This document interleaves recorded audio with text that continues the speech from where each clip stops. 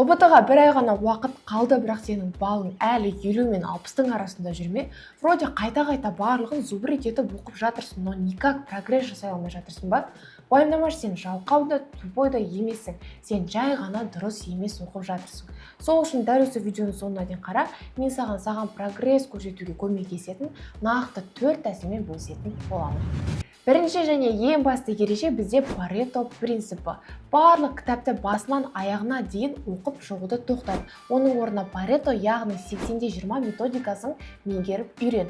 Яғни сен спецификация бойынша ең көп сұрақтар келетін тақырыптарды барынша жітік меңгеруге тырыс.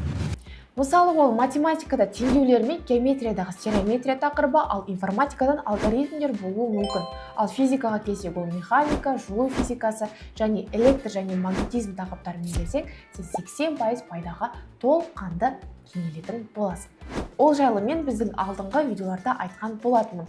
Базадағы 20% құрайтын, бірақ ұбт-да 80% эффективно жұмыс жасайтын бұл тақырыптарды оқу саған өзің қалаған нәтижеге жетуге көмектесетін болады.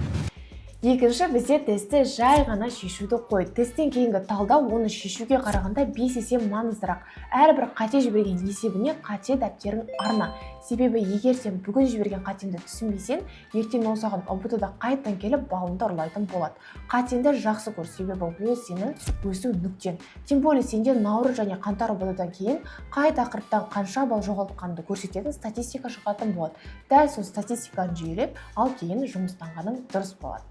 Үшінші, бізде стратегиялық реттілік. ұбт-да миыңды шаршатпау үшін ең алдымен оңай пәндерден баста.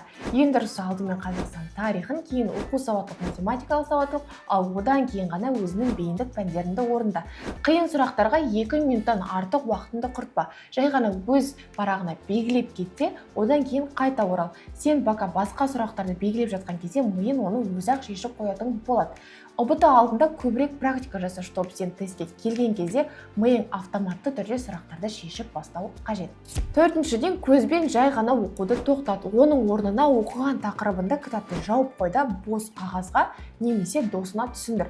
Ми ақпаратты сырттан алғанда емес, керісінше іштен шығарған кезде көбірек жаттайтын болады. Бұл саған кемінде 40 балл қосудың ең жылдам жолы. Тек қана тақырыптарды емес, онымен қоса өзін шығарған есептерді де түсіндіріп отыр. Бұл сенің досына да, өзіне де үлкен көмегін тигізетін болады. Бір ай бұл өте көп уақыт, егер сен оны ақылмен пайдалана білсең. Осы 4 қадамды қазірден бастап қолданда нақты грантына дейін қадамында бас. Сәттілік, болашақ грант иегері.